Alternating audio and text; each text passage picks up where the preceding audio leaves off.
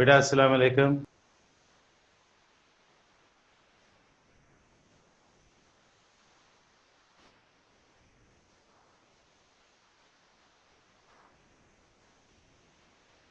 एक बार फिर अस्सलाम वालेकुम। मुझे यकीन है कि आज हम डायमेंशन को मुकम्मल कर लेंगे। मैं कोशिश करता हूं कि पहले आपको डायमेंशन से मुतल्लिक वो तमाम चीज़ें करवा दूं जिस पर डायमेंशन का इन्हिसार है। उसके बाद हम डायमेंशन के मीनिंग्स देखेंगे, डायमेंशन के बेसिक प्रिंसिपल्स देखेंगे, डायमेंशन रिप्रेजेंट करने का तरीका देखेंगे और डायमेंशन के यूजेज देखेंगे। हमारा टारगेट क्या है? नंबर वन, डायमेंशन डिफाइन करना। नंबर टू, डायमेंशन को रिप्रेजेंट करना। डायमेंशन रिप्रेजेंट करने का तरीका सीखना। नंबर थ्री, यूजेस सीखना।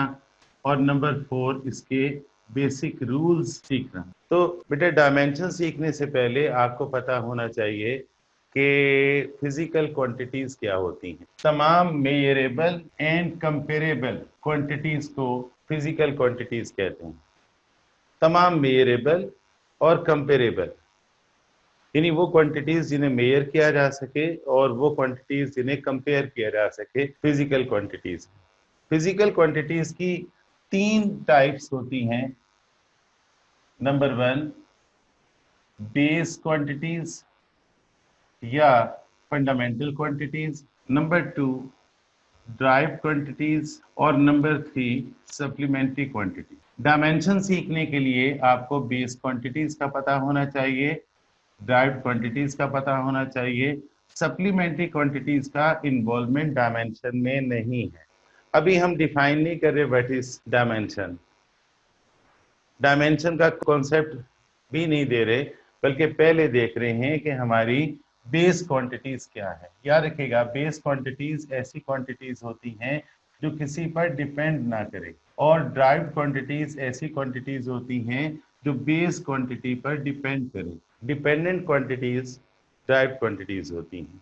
अब सबसे पहले तो हम सीखते हैं बेस क्वांटिटीज या फंडामेंटल क्वांटिटी। मैंने जैसे आपको बताया कि फंडामेंटल क्वांटिटीज ऐसी क्वांटिटीज होती हैं जो किसी पर डिपेंड ना करती हों। फिजिकल क्वांटिटी की ये पहली टाइप है, और इसमें हमने 7 फंडामेंटल क्वांटिटीज पढ़ी थी। नंबर वन है mass, number two length, number three time.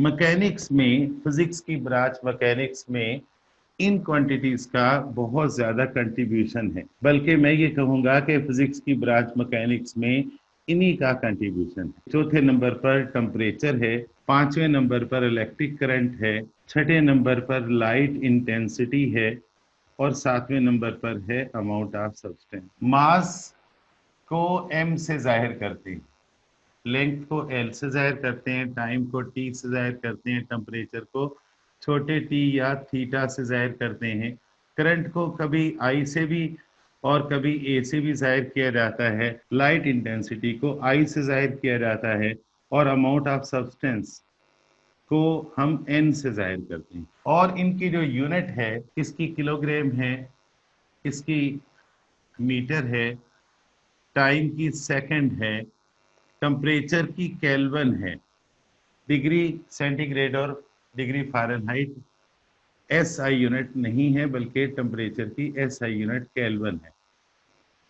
Current की एम्पियर है, लाइट इंटेंसिटी की कैंडेला है, और अमाउंट ऑफ सब्सटेंस की मोल है।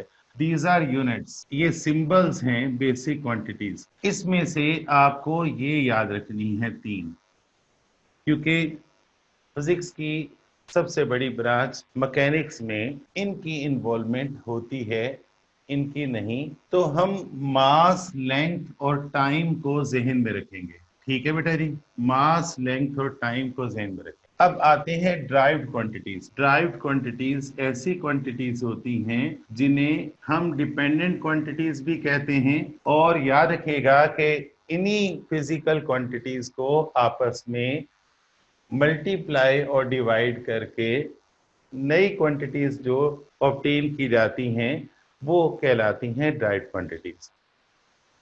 फंडामेंटल क्वांटिटीज की यूनिट्स को क्या रखिएगा, बेस यूनिट्स कहते हैं या फंडामेंटल यूनिट्स कहते हैं। और ड्राइव्ड क्वांटिटीज की यूनिट्स को हम ड्राइव्ड यूनिट्स का नाम देते। तो आपके पास यूनिट के सिस्टम ऑफ इंटरनेशनल में दो तरह की यूनिट्स होंगी, एक होंगी फंडामेंटल यूनिट्स और दूसरी होंगी derived units. Fundamental units in base quantities की यूनिट्स को कहा जाता है और ड्राइव्ड यूनिट्स जो हैं वो इन्हीं यूनिट्स को आपस में मल्टीप्लाई और डिवाइड करके ऑब्टेन की जाती हैं। फॉर एग्जांपल, आपने अगर एरिया की यूनिट फाइंड करनी है तो सबसे पहले आप पूछेंगे किसका एरिया। एरिया हमें रेक्टेंगल का फाइंड करना है जो लेंथ इनटू ब्रेथ होता है। एरिया हमें सर्कल का फाइंड करना है जो पाई आर स्क्वायर होता है। एरिया हमें स्फीयर का फाइंड करना है जो 4 पाई आर स्क्वायर होता है। एरिया हमें ट्राइंगल का फाइंड करना है जो हाफ बेस इनटू एल्टीट्यूड होता है। तो याद रखिएगा एरिया की यूनिट हर सूरत में मीटर स्क्वायर होती है। क्यों होती है? देखिए, आप जानते हैं कि अगर आप रेक्टेंगल की बात करते हैं तो रेक्टेंगल में लेंथ की यूनिट मीटर है और ब्रेथ की यूनिट भी मीटर है। रेक्टेंगल जानते हैं ना कैसी ज्योमेट्रिकल शेप होती है जिसका हर एंगल 90 डिग्री होता है और अपोजिट साइड्स की लेंथ बराबर होती है। ये आपके पास लेंथ हो गई, ये आपके पास ब्रेथ हो गई। तो आपके पास मीटर इंटू लेंथ भी मीटर में मेयर की जाती है, ब्रेथ भी मेयर की जाती है। तो ये length metre into metre metre square हो गई। अगर आपको सर्कल का एरिया फाइंड करना है तो याद रखिएगा रेडियस की यूनिट जो है वो मीटर है। रेडियस लंबाई है। आप जानते हैं सर्कल के सेंटर से लेकर सर्कल की बाउंड्री तक का जो डिस्टेंस है वो रेडियस कहलाता है और रेडियस जाहिर है किस में नापेंगे आप? मीटर में। तो आपके पास ये जो यूनिट है रेडियस की मीटर हुई तो मीटर का स्क्वायर आ गया। पाई की कोई यूनिट नहीं होती, पाई रेशियो है। इसी तरह स्क्वायर की यूनिट भी यही मीटर स्क्वायर है और ट्राइंगल के एरिया की यूनिट भी मीटर स्क्वायर। फिजिकल क्वांटिटी याद रखिएगा एरिया है जिसे आप ड्राइव्ड क्वांटिटी का नाम देते हैं और ड्राइव्ड क्वांटिटी फाइंड करने के कई तरीके हैं। आप रेक्टेंगल का एरिया फाइंड करें, सर्कल का एरिया फाइंड करें, स्क्वायर का एरिया फाइंड करें, ट्राइंगल का एरिया फाइंड करें, इन सब की यूनिट क्या होगी? सेम होगी। तो ये सारी कॉन्सेप्ट के लिहाज से डिफरेंट हैं लेकिन यूनिट के लिहाज से बिल्कुल सेम है। इसी तरह अगर आपको स्पीड की यूनिट फाइंड करनी है तो आप जानते हैं स्पीड होती है डिस्टेंस अपॉन टाइम और डिस्टेंस की यूनिट मीटर है, टाइम की यूनिट सेकंड है। तो आप इसे मीटर पर सेकंड इस तरह बोलें। तो बेटा सबसे पहले आपको पता होना चाहिए कि फंडामेंटल क्वांटिटीज क्या होती हैं। इन फंडामेंटल क्वांटिटीज की यूनिट को बेस यूनिट या फंडामेंटल यूनिट्स कहते हैं और ड्राइव्ड क्वांटिटीज क्या होती हैं? इन्हीं फंडामेंटल क्वांटिटीज को आपस में मल्टीप्लाई या डिवाइड करके, मल्टीप्लाई और डिवाइड करके जो नई क्वांटिटीज ऑब्टेन की जाती हैं उन्हें कहते हैं ड्राइव्ड क्वांटिटीज और उन ड्राइव्ड क्वांटिटीज की जो यूनिट्स होती हैं उनको कहते हैं ड्राइव्ड यूनिट्स। तो आपको सबसे पहले तो पता होना चाहिए कि फिजिकल क्वांटिटीज कितनी किस्म की होती हैं। फंडामेंटल क्वांटिटीज का आपको इल्म हो तो उसके बाद हम डायमेंशंस फाइंड कर सकते हैं किसी भी फिजिकल क्वांटिटी के। देखिए डायमेंशंस, हम अपने टॉपिक की तरफ आते हैं। इसके बारे में कॉन्सेप्ट थोड़े से लोगों के मिक्सअप हैं और आपने मिक्सअप नहीं होने दी। डायमेंशन की डेफिनेशन आपको बहुत बाद में समझ आएगी। बस इतना याद रखिएगा कि ये फिजिकल क्वांटिटी की क्वालिटेटिव नेचर को जाहिर करती है। Dimensions represent the qualitative nature of physical quantity. जबकि यूनिट जो थी चाहे वो बेसिक क्वांटिटी की हो या ड्राइव्ड क्वांटिटी की हो, यूनिट हमेशा रिप्रेजेंट करती है quantitative nature of physical quantity. अब देखिए, आप जानते हैं कि किसी चीज को तोलने पर उसकी क्वांटिटी ऑफ मैटर है जिसे आप मास कहते हैं।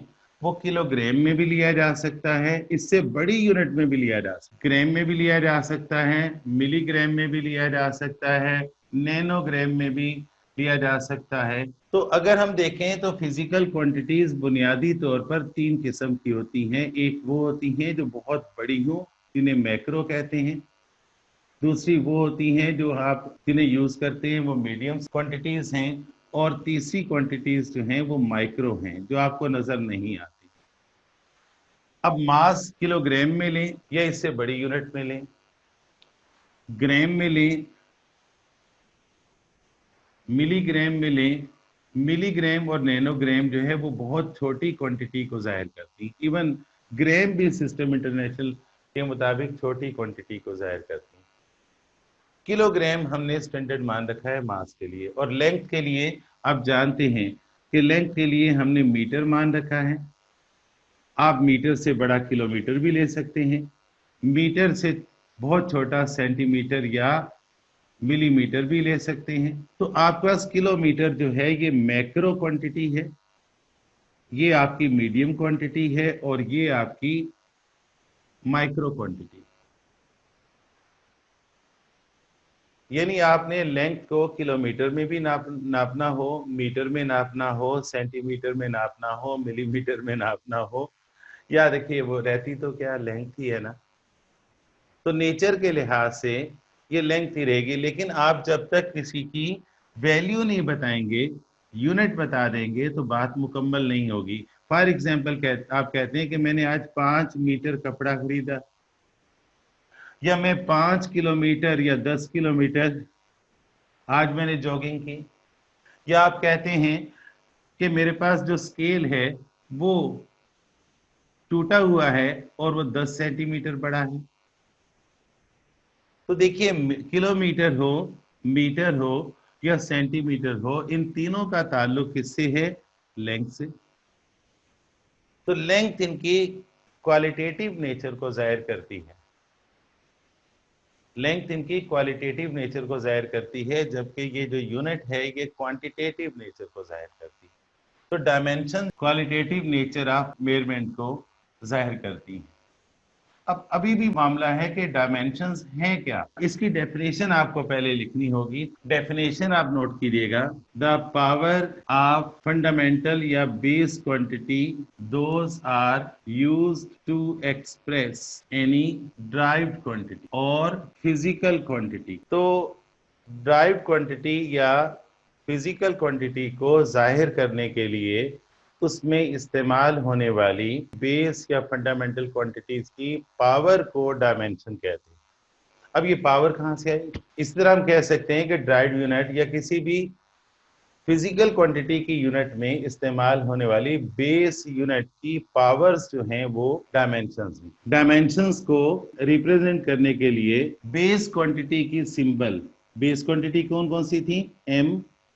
बेस क्वांटिटी की सिंबल के गिर्द स्क्वायर ब्रैकेट ले लेते हैं। इसी तरह बेस क्वांटिटी कौन सी है? एल। बेस क्वांटिटी कौन सी है? टी। तो हमारे पास तीन बेस क्वांटिटीज हैं जो मैकेनिक्स में डायमेंशंस के तौर पर इस्तेमाल होती हैं। रिप्रेजेंट कैसे करेंगे? बेस क्वांटिटी की सिंबल को स्क्वायर ब्रैकेट में रखकर जाहिर करेंगे। अब बेस क्वांटिटीज आपने तीन लेनी है, याद रखिएगा बेटा जी, बेस क्वांटिटीज आपने तीन लेनी है। एक मास, दूसरी लेंथ और तीसरी टाइम। तो अब आप आइएगा डायमेंशंस के असल टॉपिक की तरफ, जिसकी मैंने डेफिनेशन आपको लिखवाई है और समझाई नहीं। समझने के लिए जरा गौर कीजिएगा। पहली बात तो याद रखिएगा, डायमेंशन जो है क्वालिटेटिव नेचर ऑफ मेजरमेंट को जाहिर कर। नंबर 2, डायमेंशंस आप जो यूज करेंगे वो बेस क्वांटिटी की सिंबल को स्क्वायर ब्रैकेट में लेकर यूज करेंगे।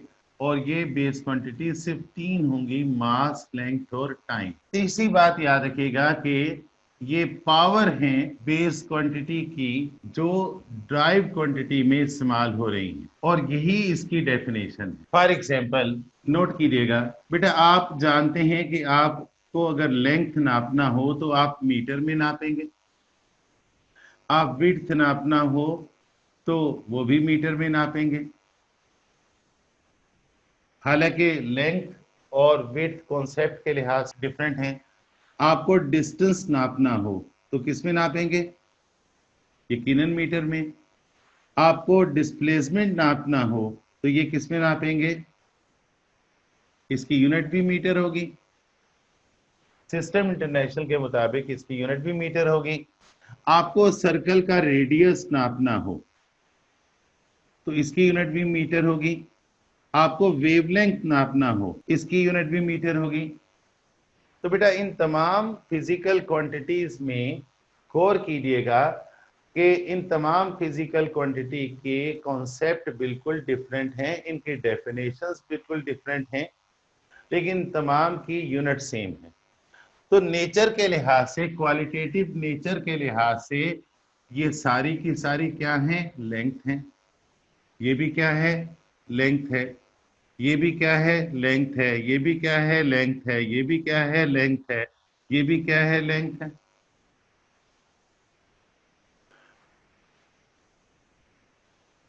ये आपके पास इंडिपेंडेंट फिजिकल क्वांटिटीज की डायमेंशन है एल।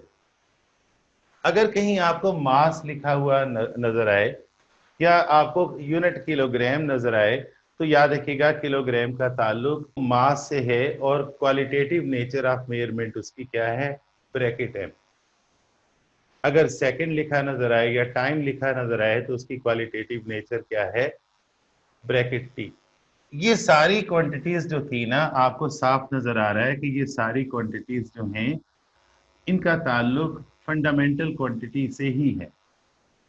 अब अगर हम ड्राइव क्वांटिटीज की तरफ आए, जैसे मैंने आपको पहले बताया कि एरिया क्या होता है, रेक्टेंगल ले लीजिए, लेंथ इनटू ब्रेथ। तो एरिया की डायमेंशन अगर आपको फाइंड करनी हो तो आप लेंथ की डायमेंशन को ब्रेथ की डायमेंशन से मल्टीप्लाई कर देंगे, और लेंथ की डायमेंशन भी याद रखिएगा एल होती है, और ब्रेथ यानी विड्थ की डायरेक्ट डायमेंशन भी यहाँ देखिएगा एल होती है। तो आपके पास एरिया की जो डायमेंशन आएगी वो एल स्क्वायर है। नंबर 2 स्पीड, अभी मैं डिस्कस कर चुका हूँ, डिस्टेंस अपान टाइम है और इसकी यूनिट मीटर पर सेकंड है। आप सोचिए मीटर का ताल्लुक किससे है? मीटर का ताल्लुक किससे है? तो हम कहेंगे कि इसकी डायमेंशन एल होगी और इसकी डायमेंशन सेकंड टी की पावर -1 होगी। तो आप यहां लिख सकते हैं एल इंटू टी की पावर -1। इसी तरह नंबर 3 एक्सिलरेशन। आप जानते हैं the rate of change of velocity. Acceleration की डायमेंशन गौर कीजिए, इसकी यूनिट क्या होती है? Metre per second square. तो मीटर का ताल्लुक लेंथ से हुआ और सेकंड का ताल्लुक टाइम से हुआ, तो इस तरह इन दोनों को मल्टीप्लाई कर दीजिए, आपके पास एक्सिलरेशन की डायमेंशन एल इंटू टी की पावर -। फाइनली जो बात हमें समझनी है, जो मैं समझाने की कोशिश कर रहा हूं, आप इन तीनों को देखिए, इसको देखिए, इसको देखिए, इसको देखिए, गौर कीजिए कि इसके अंदर मास नहीं है, यानी मास की पावर 0 है, लेंथ की पावर 2 है और टाइम भी नहीं है, यानी ये मास लेस है और टाइम लेस। इसमें मास की पावर 0 है, लेंथ की पावर 1 है, टाइम की पावर -1 है, और इसमें भी मास की पावर 0 है, लेंथ की पावर 1 है, टाइम की पावर -2 है। तो याद रखिएगा ये जो आपने लिखा है ना, this is called dimensional formula. Dimensional formula क्या होता है? m की पावर a, l की पावर b, t की पावर c। और यहां गौर कीजिएगा एक्सिलरेशन में a 0 है, b 1 है और c -2। मैं एक्सिलरेशन को ही मेन एग्जांपल बना लेता हूं। अगर आप एक्सिलरेशन को इस तरह नहीं लिखना चाहते तो इस तरह भी ठीक। इस डायमेंशनल फार्मूले को लोग अमूमन डायमेंशन भी कहते हैं, जबकि डायमेंशन याद रखिएगा ये पावर्स हैं जो बेस क्वांटिटी पर आई हैं, ताकि ये ड्राइव क्वांटिटी रिप्रेजेंट की जा सके। यानी किसी भी ड्राइव क्वांटिटी को रिप्रेजेंट करने के लिए उसमें इन्वॉल्व होने वाली बेस क्वांटिटीज की पावर को डायमेंशन कहा जाता है। लेकिन हम डायमेंशन को इस तरह लिखा करते हैं, कोई हर्ज नहीं, हालांकि आप ज़हन में रखिएगा कि डायमेंशनल फार्मूला है, दीज आर नॉट डायमेंशंस। ये एरिया का डायमेंशनल फार्मूला है, ये स्पीड का डायमेंशनल फार्मूला है, ये एक्सीलरेशन का डायमेंशनल फार्मूला है। इसी तरह आप बहुत सारे डायमेंशनल फार्मूला बनाते हैं, लेकिन उन्हें डायमेंशन कहने में कोई हर्ज नहीं। अगर कोई आपसे पूछे कि स्पीड की डायमेंशंस क्या हैं, तो आप बिला तरद्दुद कह सकते हैं कि स्पीड की डायमेंशन L इंटू टी की पावर -1। हालांकि आपको कहना चाहिए m0 L1 t-1, लेकिन आप इस तरह से मत कहिएगा, ये गलतुल आम सही लेकिन इसी तरह से जाहिर किया जाता है। और कोई इसे डायमेंशनल फार्मूला भी नहीं कहता, लोग इसे डायमेंशंस कहते हैं। अमूमन ये भी करते हैं कि ब्रैकेट का भी तकल्लुफ नहीं करते, वो कहते हैं dimensions of speed are L into T की पावर -1। आप इस तरह भी लिख देंगे तो आपके नंबर नहीं कटेंगे एग्जाम में, लेकिन बेहतर है कि ब्रैकेट में ही डायमेंशंस को रिप्रेजेंट किया जाए। और कौन सी ब्रैकेट्स में? स्क्वायर ब्रैकेट में। और समझा जाए कि दिस इज डायमेंशनल फार्मूला, ये dimensional formula, these are dimensions and this is dimensional formula. तो आपने डायमेंशन सीखी। डायमेंशंस क्या है? किसी भी ड्राइव क्वांटिटी में इन्वॉल्व होने वाली बेस क्वांटिटीज की या फंडामेंटल क्वांटिटीज की पावर्स को डायमेंशन कहते हैं। और डायमेंशन को जाहिर करने के लिए आप बेस क्वांटिटी की सिंबल को स्क्वायर ब्रैकेट में लिखते हैं, इस तरह डायमेंशन रिप्रेजेंट हो जाती है। डायमेंशन ऑफ फंडामेंटल क्वांटिटी के लिए सिर्फ एक की जरूरत होती है। अगर आप डिस्टेंस की बात करते हैं तो सिर्फ L लिख देना काफी है, डिस्प्लेसमेंट की बात करते हैं तो L लिख देना काफी है, हाइट की बात करते हैं तो L लिख देना काफी है। याद रखिएगा, आपने सिर्फ ये सोचना है कि यूनिट क्या है। अब मैं आपको डायमेंशन फाइंड करने का तरीका सिखाऊंगा और ये है यूजेस। देखिए डायमेंशन क्या है? पावर है बेस क्वांटिटीज की जो इन्वॉल्व होती हैं ड्राइव क्वांटिटीज में। नंबर 2, डायमेंशन को जाहिर करने के लिए आप बेस क्वांटिटी की सिंबल के गिर्द स्क्वायर ब्रैकेट लगाते हैं। नंबर 3, आपने इसके यूजेस सीखने हैं। और नंबर 4, इसके रूल सीखने हैं। मेथड ऑफ फाइंडिंग डायमेंशन, ये सबसे अहम काम है। डायमेंशंस फाइंड करने के लिए याद रखिएगा, किसी भी फिजिकल क्वांटिटी की डायमेंशन मालूम दो तरह से की जा सकती है। नंबर 1 बाय यूजिंग फार्मूला और दूसरा बाय यूजिंग यूनिट। यानी अगर आपको फार्मूला आता है तो फार्मूले की मदद से, और अगर आपको यूनिट आती है तो आप यूनिट की मदद से डायमेंशन फाइंड कर सकते हैं। फॉर एग्जांपल, अगर आपने वेलोसिटी की डायमेंशन फाइंड करनी है तो आप जानते हैं वेलोसिटी डिस्प्लेसमेंट अपॉन टाइम के बराबर है। अब तरीकाकार ये होता है कि आपने दोनों तरफ डायमेंशंस की ब्रैकेट लगा देनी है। इस ब्रैकेट का मतलब है डायमेंशन ऑफ वेलोसिटी, का मतलब डायमेंशन ऑफ डिस्प्लेसमेंट, और इसका मतलब डायमेंशन ऑफ टाइम। हम जानते हैं कि डिस्प्लेसमेंट जो है वो मीटर में मेजर होता है और उसका ताल्लुक लेंथ से है, तो आप इसकी जगह L लिख देंगे। और टाइम का ताल्लुक कैपिटल T से है। डायमेंशंस ऑफ डिस्प्लेसमेंट ये हैं और डायमेंशंस ऑफ टाइम ये हैं। आप इसको ऊपर ले जाइए तो इसकी पावर नेगेटिव हो जाएगी, t की पावर -1 हो जाएगी। इस तरह से आपने वेलोसिटी की डायमेंशंस फाइंड कर ली।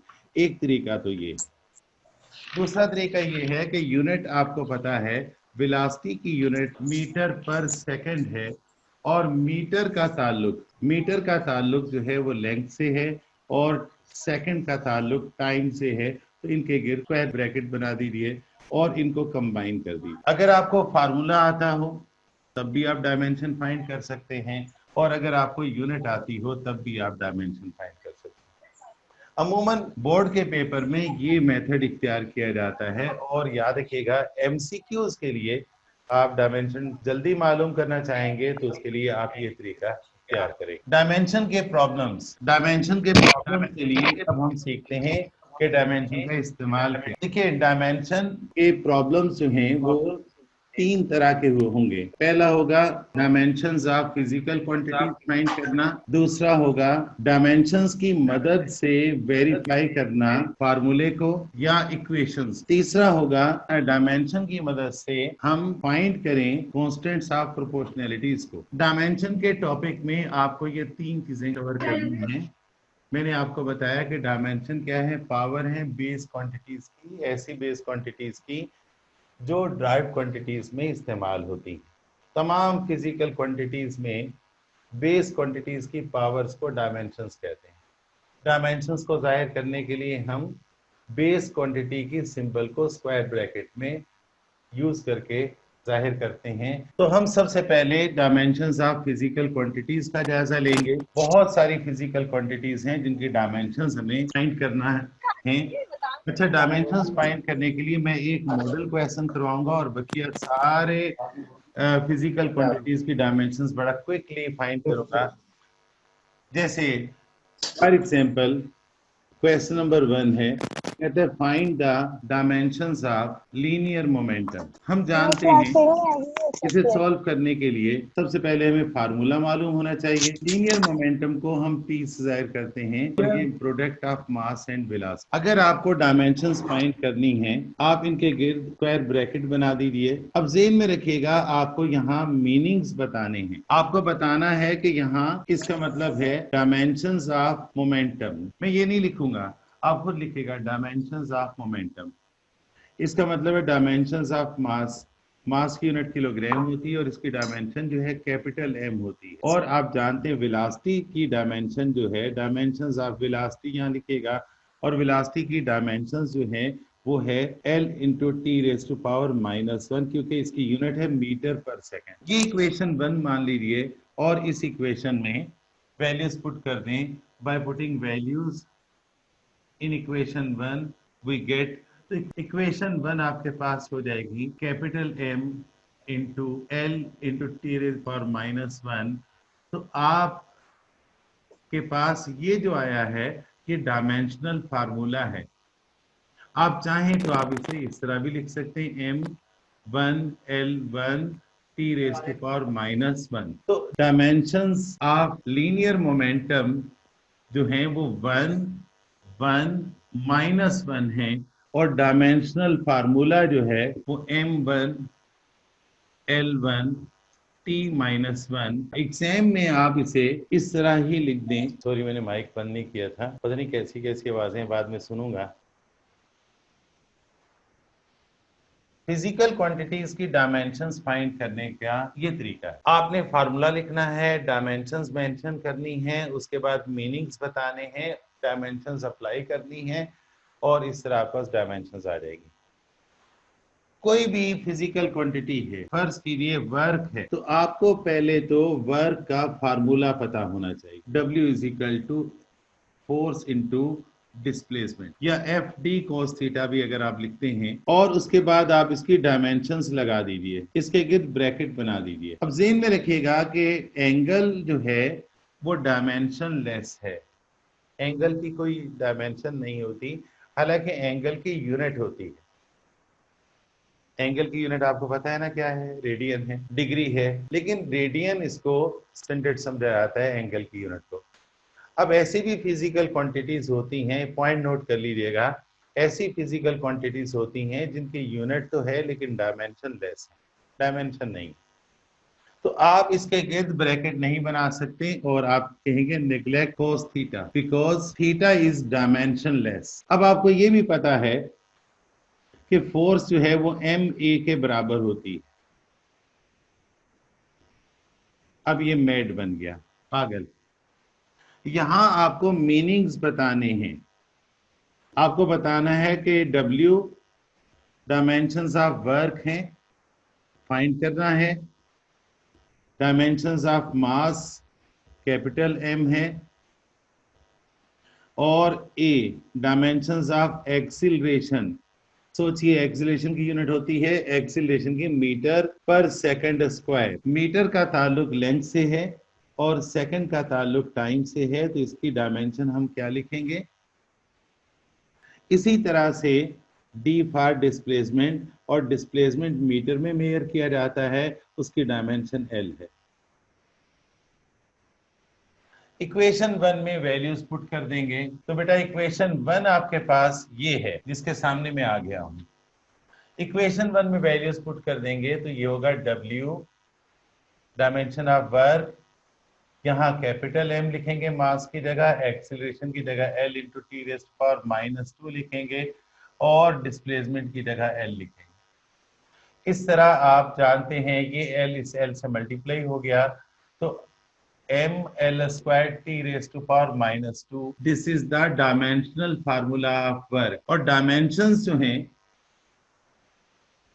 हम कोशिश करते हैं कि पहले मास लिखा जाए, मास की पावर 1 है, लेंथ की पावर 2 है, और टाइम की पावर -2 है, तो these are the dimensions of work.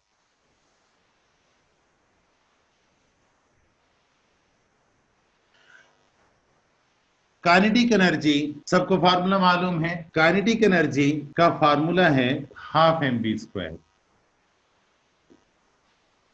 आपने यहां डायमेंशंस लगा दी, तरतीब ज़हन में रखिएगा, हर न्यूमेरिकल की, हर क्वेश्चन की आपने इसके गिर्द ब्रैकेट लगा दी, और ज़हन में रखिएगा पहले मैंने आपको बताया कि एंगल डायमेंशन लेस होता है, एंगल को निगलेक्ट कर देते हैं जहां भी आता है। दोनों तरफ जब डायमेंशंस लेंगे तो याद रखिएगा कि हम इस 1/2 को निगलेक्ट कर, जब भी कोई नंबर आएगा हम उस नंबर को निगलेक्ट कर देंगे।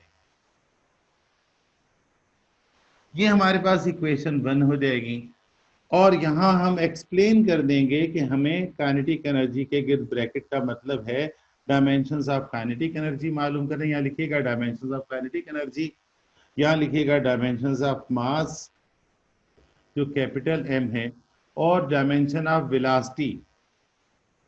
आप चाहे तो इसको पावर को यहां कर दीजिए।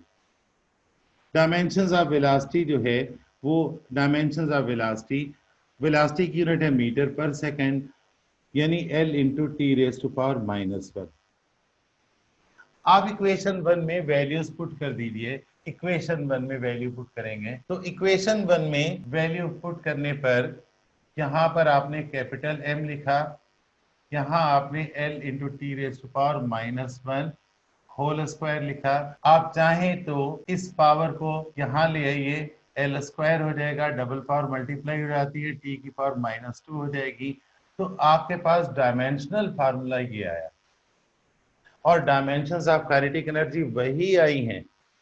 अभी आपने नोट किया होगा कि वर्क की डायमेंशंस भी यही थी, काइनेटिक एनर्जी की डायमेंशंस भी यही। अब हम बहुत सारी फिजिकल क्वांटिटीज की डायमेंशंस यहाँ चेक करते हैं। इस स्टाइल से चेक नहीं करेंगे। पहली टाइप के न्यूमेरिकल है dimensions of physical quantities. For example आपको दिया है पावर, पावर का फार्मूला जो है वो है work per unit time, the rate to do work.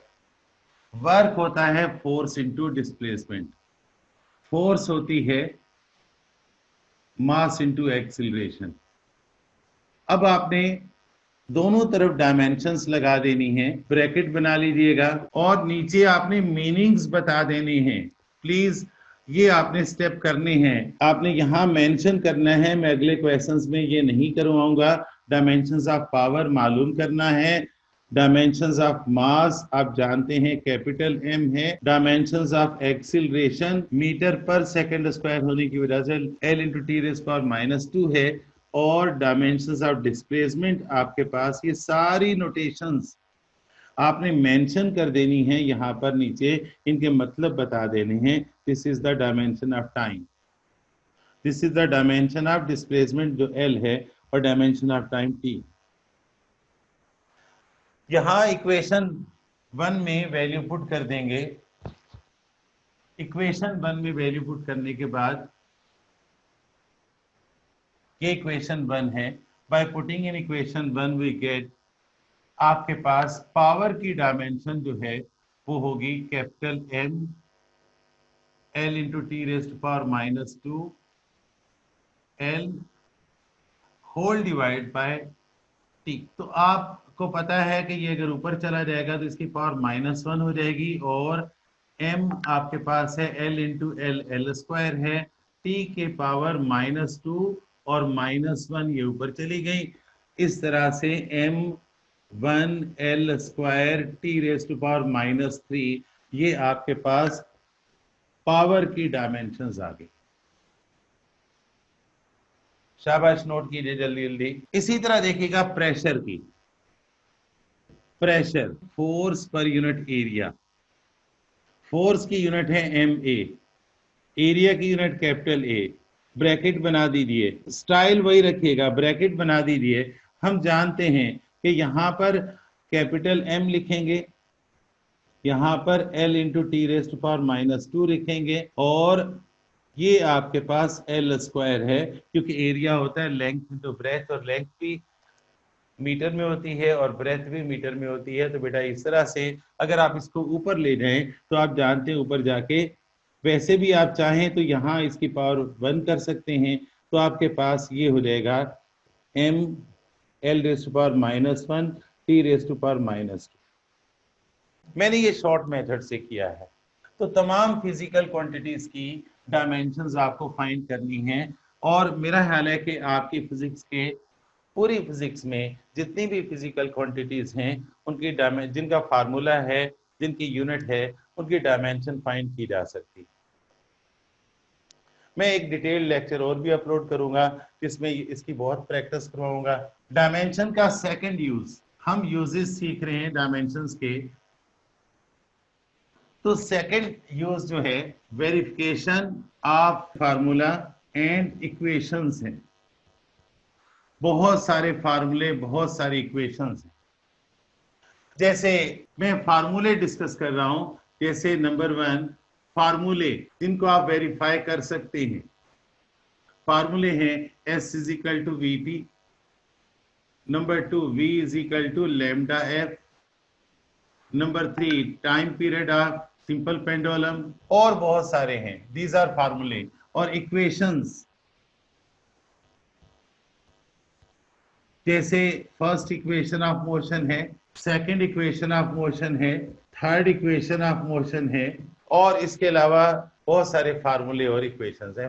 For example, अगर मैं इसी को जो एग्जाम में आया है इसका प्रूफ करना चाहूं कि ये डायमेंशनली करेक्ट है कि नहीं, तो मैं क्या करूंगा, ये फार्मूला मैंने लिखा, bye taking dimensions on both sides, क्या लिखेंगे, दोनों तरफ डायमेंशंस ले ली।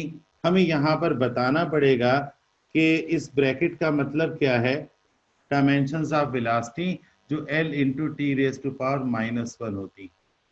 और हमें पता है कि वेवलेंथ है तो लेंथ में मीटर में नापा जाता है, तो वेवलेंथ की डायमेंशन क्या होगी, L। और frequency is the reciprocal of time period, तो फ्रीक्वेंसी की डायमेंशंस ऑफ फ्रीक्वेंसी क्या होगी, t⁻⁻1। याद रखिएगा फ्रीक्वेंसी का मैट्रिक में फार्मूला पढ़ा था 1/t। The reciprocal of time period is called frequency. तो हम इसे इक्वेशन 1 कहेंगे, और by putting the values in equation 1 we get, equation 1 में वैल्यूज पुट कर दीजिए लेफ्ट साइड पर। वेलोसिटी की जगह इसकी डायमेंशंस पुट की, वेवलेंथ की जगह हमने वेवलेंथ की डायमेंशंस पुट की, और इसकी जगह फ्रीक्वेंसी की जगह इसकी डायमेंशंस पुट की। हमारे पास दोनों साइड्स बराबर हो गई, यानी लेफ्ट हैंड साइड, जैसे बच्चों की तरह हम कहा करते थे, is equal to right hand side. तो given formula is dimensionally correct. याद रखिएगा, इनको वेरीफाई करने के लिए जो रूल इस्तेमाल किया जाता है उसे प्रिंसिपल ऑफ होमोजेनिटी कहा जाता है। क्या कहा जाता है, प्रिंसिपल ऑफ होमोजेनिटी। अगर आपको थर्ड फार्मूले को वेरीफाई करना है तो आप क्या करेंगे, दोनों तरफ डायमेंशंस ले लेंगे, लेकिन आपको पता है 2 भी कांस्टेंट है, पाई भी कांस्टेंट है, आप 2 और पाई को दोनों को निगलेक्ट कर देंगे। उसके बाद आप जानते हैं this is time period, time period की यूनिट सेकंड होती है और इसका ताल्लुक ज़रा टाइम से ही है। और हम जानते हैं कि ये मास है, कैपिटल M लिखेंगे, और एक्सिलरेशन ड्यू टू ग्रेविटी, याद रखिएगा इसकी unit metre per second square होती है, एक्सिलरेशन ड्यू टू ग्रेविटी की। इसलिए इसकी जो डायमेंशन होगी वो L into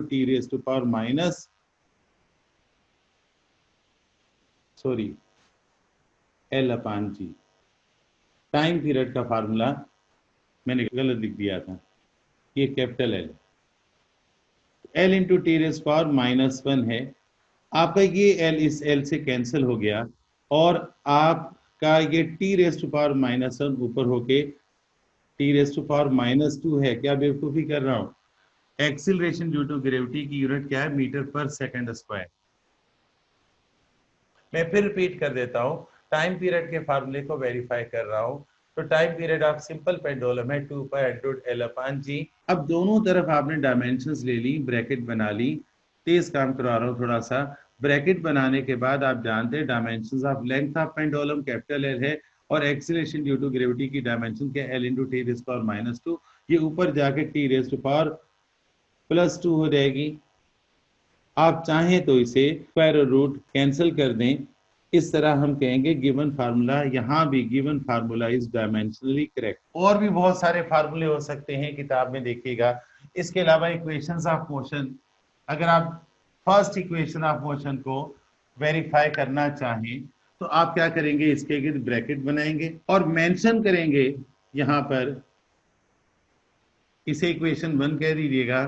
V F dimensions of final velocity हैं। पर सोचिए, फाइनल वेलोसिटी की यूनिट भी मीटर पर सेकंड है, इनिशियल वेलोसिटी की यूनिट भी मीटर पर सेकंड है। तो फाइनल वेलोसिटी की डायमेंशन क्या होगी? L into T raise power minus 1। Initial velocity की डायमेंशन भी क्या होगी? यही। एक्सीलरेशन की डायमेंशन बहुत पॉपुलर है, L into T raise to power minus 2। और टाइम की डायमेंशन जो है वो capital T. By putting the values in equation 1 we get, तो इक्वेशन 1 में वैल्यूज पुट कर दीजिए। इक्वेशन 1 आपके पास क्या हो जाएगी, यहाँ पर डायमेंशंस ऑफ फाइनल वेलोसिटी लिखिएगा, डायमेंशंस ऑफ इनिशियल वेलोसिटी लिखिएगा, डायमेंशंस ऑफ एक्सीलरेशन तो आप जानते हैं और डायमेंशंस ऑफ टाइम भी आपको पता है। बेटा यहाँ याद रखिएगा L into T raise to power minus 1 plus ये दोनों मल्टीप्लाई होंगे तो L into T raise to power minus 2 plus 1 हो जाएगा। और इस तरह L into T raise to power L into T raise to power minus 1। मैं आपको रूल सिखा रहा था, साथ साथ हम रूल सीखेंगे। पहला रूल हमने सीखा था कि एंगल की डायमेंशन नहीं होती, there is no dimension of angle. किसी नंबर 2 किसी नंबर की डायमेंशन नहीं होती। नंबर 3, डायमेंशंस दरअसल ये सिंबल्स हैं फिलहाल जो आपको नजर आ रही हैं, ये आपस में मल्टीप्लाई डिवाइड तो हो सकती हैं, लेकिन अगर इन्हें ऐड किया जाए तो आंसर वही आएगा। जैसे L plus L two L नहीं आएगा, एल प्लस एल जो है वो एल ही होगा। लेंथ में से लेंथ निकाले लेंथ ही बचेगी, लेंथ में से लेंथ निकालें लेंथ ही बचेगी। वेलोसिटी में से वेलोसिटी निकाले वेलोसिटी ही बचेगी। वेलोसिटी में वेलोसिटी ऐड करें वेलोसिटी ही होगी। तो dimensions of physical quantities can be added and subtracted, लेकिन याद रखिएगा रिजल्ट वही डायमेंशन आएगा, कोई नंबर उसके साथ नहीं लगेगा। जैसे इन दोनों को अगर आप ऐड करेंगे, क्या रखिएगा, dimensions of length plus dimensions of length, इसे ट्वाइस ऑफ लेंथ नहीं लिखेंगे। ये डायमेंशन ऑफ लेंथ में डायमेंशन ऑफ लेंथ ऐड करेंगे तो लेंथ ही आएगी, डायमेंशन ऑफ लेंथ ही आएगी। तो ये आपका तीसरा रूल है। पहला रूल क्या था, एंगल डायमेंशन लेस है। दूसरा क्या है, नंबर डायमेंशन लेस है। तीसरा क्या है, अगर डायमेंशंस आपस में ऐड या सब्ट्रैक्ट होंगी तो उनके कोएफिशिएंट्स चेंज नहीं होंगे, उनके कोएफिशिएंट्स चेंज नहीं होंगे। तो आपके पास यहां पर जो लिखोगे, एक जैसी वैल्यूज जब ऐड होती हैं तो उनके कोएफिशिएंट्स इंक्रीज हो जाते हैं, लेकिन यहां पर इंक्रीज नहीं करेंगे। यहां आप 2 नहीं लिखेंगे। तो आप देखिएगा दोनों साइड्स जो हैं डायमेंशनली सेम हो गई। लेफ्ट साइड भी L into T raise power minus 1 और राइट साइड भी ये है। तो आप left hand side is equal to right hand side लिखेंगे और कहेंगे second first equation of motion is dimensionally correct. अगर आपको सेकंड और थर्ड को भी डायमेंशनली चेक करना हो तो बड़ा आसान है। देखिए सेकंड जो है वो आपके एक्सरसाइज में भी है। आप ये लिखिएगा, इसके डायमेंशंस बना दीजिएगा, फिर नीचे डायमेंशंस डिस्क्राइब कीजिएगा जेन में रखिएगा 1/2 निगलेक्ट कर देंगे। डायमेंशंस अप्लाई कर दीजिए, इसकी जगह l लिखेंगे, इसकी जगह l into T raise power -1 लिखेंगे, इसकी जगह t लिखेंगे, एक्सीलरेशन की जगह l into T raise power -2 लिखेंगे और इसकी जगह t रेस टू पावर 2 लिखेंगे। ये इससे कैंसिल हो जाएगा, ये इससे कैंसिल हो जाएगा, काट दीजिए, कोई मसला नहीं है। तो आपका dimensions of length plus dimensions of length, दिल तो चाहता है कि आप दोनों को ऐड करके twice of the dimension of length लिख दें, लेकिन ये नहीं लिखना। याद रखिएगा, एडिशन सब्ट्रैक्शन डायमेंशन की अगर करते हैं तो आंसर में कोई नंबर नहीं आएगा, नंबर डायमेंशन लेस होता है, उसे नेग्लेक्ट कर देते हैं। तो दोनों साइड्स आपके पास इक्वल हो गई, ये इक्वेशन डायमेंशनली करेक्ट है। आप लिखेंगे second equation of motion is dimensionally correct. यहां मैंने इसको नंबर 4 ऐसे लिख दिया है। उसके बाद आप आइएगा थर्ड इक्वेशन ऑफ मोशन को, अगर आपसे डायमेंशनली करेक्ट साबित करना चाहते हैं तो इसके गिर्द इसी तरह से स्क्वायर ब्रैकेट बना दीजिएगा। मुझे बताइएगा कि फाइनल वेलोसिटी में से इनिशियल वेलोसिटी माइनस करें तो चेंज ऑफ वेलोसिटी आती है ना। फाइनल वेलोसिटी की यूनिट भी मीटर पर सेकंड है, इनिशियल वेलोसिटी की यूनिट भी मीटर पर सेकंड है, तो जो चेंज आएगा उसकी यूनिट भी मीटर पर सेकंड होगी, तो चेंज ऑफ वेलोसिटी की भी वही डायमेंशन होती है। तो यहाँ भी हम वही रूल अप्लाई करेंगे बाय अप्लाइंग द डायमेंशंस। पहले डायमेंशन एक्सप्लेन कर दीजिएगा जैसे मैंने आपको पिछले क्वेश्चंस में करवाई है, डायमेंशंस लगा दीजिए।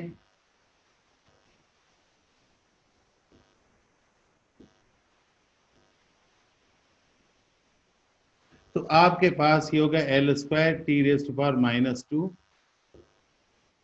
Minus L square T raise to power -2। इन दोनों को माइनस करके जीरो न लिखिएगा, काटिएगा नहीं, एक जैसी वैल्यूज में कट जाएंगी, डायमेंशंस में कटती नहीं है। आप ये जीरो मत लिखिएगा, आपने डायरेक्ट यही लिख देना है। रूल है कि सेम डायमेंशंस कभी भी कटती नहीं है, कभी भी ऐड होके उनके कोफिशिएंट इंक्रीज नहीं होते। तो मेरे बच्चों इस तरह देखिएगा, लेफ्ट साइड पर आपका l इंटू एल तो क्या था, एल स्क्वायर था, t की पावर -2 थी, दोनों साइड इक्वल होगी, तो third equation of motion is also dimensionally correct. इसके बाद है number 3, dimensions of constants of proportionality. जैसे आपकी किताब में एक क्वेश्चन है x is equal to ct³, वो कहता है कि c is a constant of proportionality, s is distance and t is time. c की डायमेंशन फाइंड करें, ये क्वेश्चन है, find the dimensions of c। अब by taking dimensions on both side, यहां लिखिएगा by taking dimensions on, by applying नहीं, by taking dimensions on both sides, और mention कीजिएगा कि इस s का मतलब क्या है, डायमेंशंस ऑफ डिस्टेंस जो l होती है, t का मतलब क्या है, डायमेंशंस ऑफ टाइम जो कैपिटल T है, और c का मतलब है डायमेंशंस ऑफ कांस्टेंट जो आपको फाइंड करना है। ये कांस्टेंट ऑफ प्रोपोर्शनैलिटी, इसकी यूनिट लाजमी होगी, तो हम इसे इक्वेशन 1 कहेंगे। जैसा हमारा तरीका है, by putting values in equation 1 we get, तो इक्वेशन 1 आपके पास क्या हो जाएगी, डायमेंशंस ऑफ एस एल है, डायमेंशंस ऑफ सी फाइंड करना है, और ये डायमेंशंस ऑफ टाइम जो है टी की पावर 3 है, इस तरह लिखिएगा। ये दूसरी तरफ चला जाएगा और t³ इधर आके डिवाइड करेगा। तो आपके आंसर में याद रखिएगा, जो चीज फाइंड करनी हो वो लेफ्ट साइड पर होनी चाहिए, और आंसर हमेशा राइट साइड पर होना चाहिए। इस तरह आप कहेंगे कि इस कांस्टेंट ऑफ प्रोपोर्शनैलिटी की डायमेंशन क्या है, l into T raise power -3 पढ़ेंगे इस तरह से। हालांकि डायमेंशनल फार्मूला है ये, डायमेंशंस इसकी क्या है, 1 एंड -3, नहीं 0 मास नहीं है, ये मासलेस क्वांटिटी है। इसी तरह आपके पास बोर्ड के पेपर में एक क्वेश्चन आया था, F is equal to 6 pi eta RV, eta बहुत खाता है पेटू। टाइम खत्म हो गया था, चैट बॉक्स खोल दिया है, 30 सेकेंड है, हेलो हाय कर लो। आज मेरा कैमरा दूर है मुझसे, अब मैं अपने लैपटॉप को, ये मेरा लैपटॉप है ये सामने, तो मेरी नजरें झुकी झुकी सी हैं, वो लैपटॉप की वजह से। देखिए स्टोक्स लॉ की डिटेल में नहीं जाएंगे, ये फोर्स है, इसको कहते हैं कोफिशिएंट ऑफ विस्कोसिटी, जो आप पढ़ेंगे केमिस्ट्री में। ये आर है रेडियस और ये है वेलोसिटी। अगर वो कहता है कि आपने कोफिशिएंट ऑफ विस्कोसिटी की डायमेंशंस फाइंड करनी है, तो आपको फार्मूला दिया है bye taking dimensions on both side, दोनों तरफ स्क्वायर ब्रैकेट बना दीजिए और साइड पर लिख दीजिए 6 and 5 both are numbers and dimensionless, therefore we neglect 6 pi। Side पर लिख दीजिएगा कि 6 और 5 दोनों नंबर हैं और इनकी कोई डायमेंशन नहीं होती, इसलिए इन्हें हमने निगलेक्ट कर दी। हम जानते हैं कि ये हमारे पास मास इनटू एक्सीलरेशन है। ईटा को बिगड़ा हुआ एन बनाइएगा, ये आर है और ये वी। हम यहां पर इसको मेंशन ही इस तरह से करेंगे, F is equal to M. ये इक्वेशन बना गई। यहां उसे बता दीजिए, बता दो, जमाने को बता दो, this is the dimension of mass और डायमेंशन ऑफ एक्सीलरेशन आप जानते हैं। यहां लिखिएगा डायमेंशन, इतनी छोटी सी जगह पे लिखिएगा, शाबाश। डायमेंशन ऑफ एक्सीलरेशन क्या है? L into T raise to power -2। Dimensions of radius, Stokes law आप फिजिक्स के चैप्टर 3 में पढ़ेंगे, फ्रिक्शन वाले पोर्शन में। तो रेडियस आपके पास क्या होता है मीटर में, उसकी डायमेंशन एल हो गई। और वेलोसिटी की डायमेंशन आप जानते हैं, यूनिट से अंदाजा लगाइए, मीटर पर सेकंड वेलोसिटी की यूनिट होती है। तो मीटर का ताल्लुक लेंथ से है, सेकंड का ताल्लुक टाइम से है। तो डायमेंशन इस तरह से लिखेंगे। और डायमेंशंस ऑफ ईटा आपको, कोएफिशिएंट ऑफ विस्कोसिटी की डायमेंशंस आपको फाइंड करनी। आपने ये डिस्क्रिप्शन लाजमी, इतनी छोटी जगह नहीं, आपको लिखिएगा dimensions of mass, dimensions of acceleration, radius, velocity और coefficient of viscosity. By putting the dimensions in equation 1, equation 1 में डायमेंशंस पुट करने पर इक्वेशन 1 आपके पास क्या हो जाएगी? Capital M L into T raise to power -2 acceleration की जगह ईटा,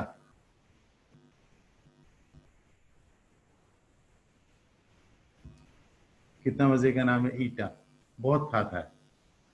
ये आपके पास M L T raise to power -2 है, इसको कंबाइन कर दीजिएगा, L square T raise to power -1।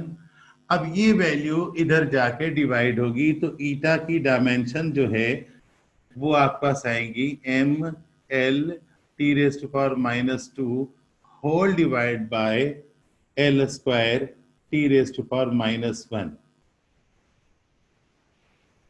हम जानते हैं कि ये इससे डिवाइड होगा। एक जैसी वैल्यूज जब डिवाइड होती हैं तो उनकी पावर माइनस हो जाती है। L की पावर ऊपर 1 है, नीचे 2 है। T की पावर ऊपर -2 है, नीचे -1 है। तो आप इस तरह लिखेंगे M1 L -1 T raise to power -2 + 1 कितना होगा? -1। ये आपके पास dimensions of coefficient of viscosity. अब यहां पर कुछ चीजें आपको याद रखनी है, कुछ रूल्स आपको याद रखने हैं जो हमने सीखे। पहला रूल सीखा कि theta has no dimension. Theta की डायमेंशन नहीं होती, एंगल की डायमेंशन नहीं होती, किसी भी नंबर की, इवन पाई की डायमेंशन भी नहीं होती, 22/7 है। डायमेंशंस एक दूसरे से मल्टीप्लाई एंड डिवाइड हो सकती हैं।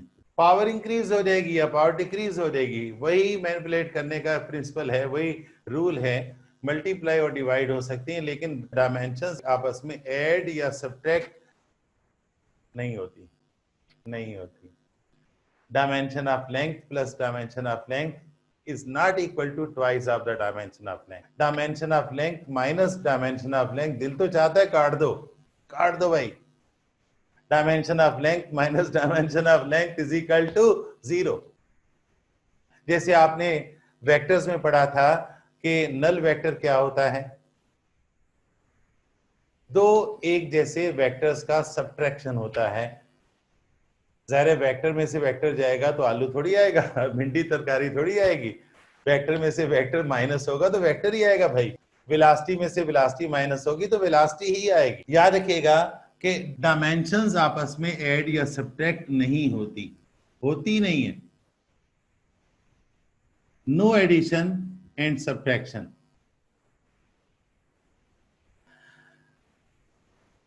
कुछ और रूल्स याद रखिएगा। पहला रूल क्या है, angle is dimensionless. Number 2, number is dimensionless, कोई डायमेंशन नहीं होता। Number 3, dimensions can be multiply and divide. Number 4, dimensions can never be added or subtracted. याद रखिएगा यहाँ L into L स्क्वायर होगा। इसी तरह dimensions of length minus dimension of length is equal to dimension of length, 0 मत लिखिएगा। dimension of length plus dimension of length is twice of the dimension of length मत लिखिएगा। Number 5, all physical quantities those have unit। याद रखिएगा बहुत सारी physical quantities की unit होती नहीं है, होती नहीं है।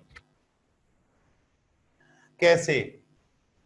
स्पेसिफिक ग्रेविटी याद होगा, 9th में केमिस्ट्री में अगर पढ़ा हो, चलो नहीं भी पढ़ा, आपने लॉन्गिट्यूडनल स्ट्रेन पढ़ा होगा, the change in length per unit length strain. तो आप जानते हैं चेंज इन लेंथ भी मीटर में है। चेंज इन लेंथ की डायमेंशन जो है और लेंथ की डायमेंशन दोनों की अगर ली जाए तो चेंज इन लेंथ की भी एल है और इसकी भी एल है। स्ट्रेन कैंसिल हो गए तो आपके पास एल की डायमेंशन क्या आ गई, 0। आप जानते हैं चेंज इन लेंथ की यूनिट क्या होती थी, मीटर, और इस लेंथ की क्या होती थी, मीटर। मीटर मीटर से कट गया। आपने सीखा था कि रेशो की कोई डायमेंशन नहीं होती, गलत सीखा था। सेम यूनिट वाली फिजिकल क्वांटिटीज के रेशो की कोई यूनिट नहीं होती, ये है असल कंसेप्ट। और सेम यूनिट वाली फिजिकल क्वांटिटीज के रेशो की कोई डायमेंशन भी नहीं होती। तो याद रखिएगा, all physical quantities those have units also have dimension. तमाम फिजिकल क्वांटिटीज जिनकी कोई ना कोई यूनिट है उनकी डायमेंशन भी है। कुछ फिजिकल क्वांटिटीज ऐसी हैं जिनकी यूनिट नहीं होती लेकिन डायमेंशन होती है। ऐसा नहीं हो सकता। हाँ, अलबत्ता यूनिट होती है। कुछ some physical quantities have unit but no dimension. कुछ की यूनिट होती है लेकिन डायमेंशन नहीं होती। जैसे एंगल की यूनिट, थीटा की यूनिट जो है वो रेडियन है, डिग्री है। एंगल की यूनिट क्या है, लेकिन इसकी डायमेंशन नहीं होती क्योंकि ये सप्लीमेंट्री यूनिट है और सप्लीमेंट्री यूनिट की डायमेंशन नहीं होती। Number 7, the physical quantity have no unit. वो फिजिकल क्वांटिटी जिसकी कोई यूनिट नहीं होती, उसकी याद रखिएगा डायमेंशन भी नहीं होती। यूनिट है, डायमेंशन है। यूनिट नहीं है, डायमेंशन नहीं है। मैंने कहा जिनकी यूनिट है उनकी डायमेंशन है। कुछ ऐसे हैं जिनकी यूनिट है लेकिन डायमेंशन नहीं है, जैसे एंगल। और याद रखिएगा जिनकी यूनिट नहीं होती उनकी डायमेंशन सिरे से होती ही नहीं है, वो भी डायमेंशन लेस होती है। बहुत सारी फिजिकल क्वांटिटीज ऐसी हैं जिनकी यूनिट सेम होती है, उनकी डायमेंशन भी सेम होगी। Physical quantities those have same unit have same dimension. Rule number 8। Rule number 5 note कर लिया था। यूनिट है तो डायमेंशन है। यूनिट है कुछ की तो उनकी डायमेंशन नहीं है। का यूनिट नहीं है तो डायमेंशन तो सिरे से होगी ही नहीं। बहुत सारी फिजिकल क्वांटिटीज की सेम यूनिट होती है, जैसे वर्क जूल है, काइनेटिक एनर्जी जूल है, पोटेंशियल एनर्जी जूल है, टार्क न्यूटन मीटर है, जूल है, न्यूटन मीटर। इन तमाम फिजिकल क्वांटिटीज की डायमेंशन सेम होती है। क्वेश्चन एग्जाम में आ सकता है कि साबित कीजिए कि वर्क और काइनेटिक एनर्जी की डायमेंशन सेम होती है। इस ओके बेटा? अब आपका होमवर्क क्या है? मैंने आपको सिखाया कि डायमेंशंस के प्रॉब्लम्स की 3 टाइप्स हैं। एक है dimensions of physical quantities, PQ, physical quantities. आपने अपनी क्लास 10 के पहले 10 चैप्टर्स में तमाम फिजिकल क्वांटिटीज की डायमेंशंस फाइंड करना, नंबर 1। नंबर 2, तमाम फार्मूलों को वेरीफाई करना है कि वो डायमेंशनली करेक्ट हैं। कम से कम 10 ईयर पेपर उठाइएगा और काम कर लीजिए। नंबर 3, तमाम इक्वेशंस को साबित करना है कि वो डायमेंशनली करेक्ट हैं। टाइप 1 है ये, टाइप 2 है ये, और टाइप 3 है वो तमाम फार्मूले जिनमें प्रोपोर्शनैलिटी कांस्टेंट आता है, जैसे F is equal to GM1 M2 अपान R स्क्वायर है। इसमें G is universal gravitational constant. आपने इस G की डायमेंशंस फाइंड करनी है बड़ी आसानी से। ये MA है, शॉर्ट कर रहा हूं, MA एक्सेलरेशन है। G की डायमेंशंस फाइंड करनी है। Mass of first body kilogram में होगा, मास ऑफ सेकंड बॉडी भी किलोग्राम में होगा, डायमेंशन सेम होंगी। ये distance between the centre of both bodies है और इसकी डायमेंशन क्या होगी? L square. आप इसको दोनों को उधर भेज के डिवाइड कर दीजिए, L स्क्वायर को उधर जाके मल्टीप्लाई कर दीजिए। कैसे? मैं उल्टी साइड से लिख रहा हूं, MLT⁻⁻2 into L square divided by ये M स्क्वायर। ये आप जानते हैं M स्क्वायर है, ये M स्क्वायर उधर जाके डिवाइड करेगा तो dimensions of universal gravitation constant आ जाएगी। अब ये दोनों आपस में क्या कर रहे हैं? मल्टीप्लाई कर रहे हैं, तो इनकी पावर जो है ऐड हो जाएगी। चुनांचे G इज इक्वल टू हमारे पास आएगा ML³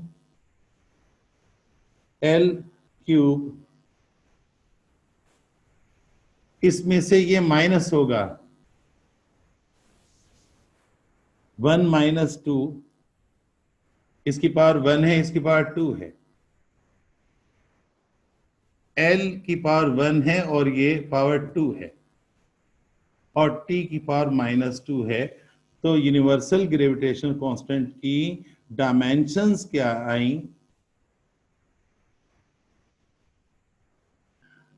यूनिवर्सल ग्रेविटेशन कांस्टेंट की डायमेंशन आई जनाब -1, 3 और -2। और ये इसका पूरा क्या है? डायमेंशनल फार्मूला है। Is okay?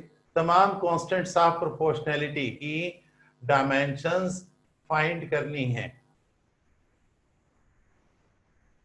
ठीक है मेरे बच्चों? तेज काम चला दी, तेज से काम कराया, पिछले लेक्चर को भी रिवाइज किया, इस लेक्चर को भी।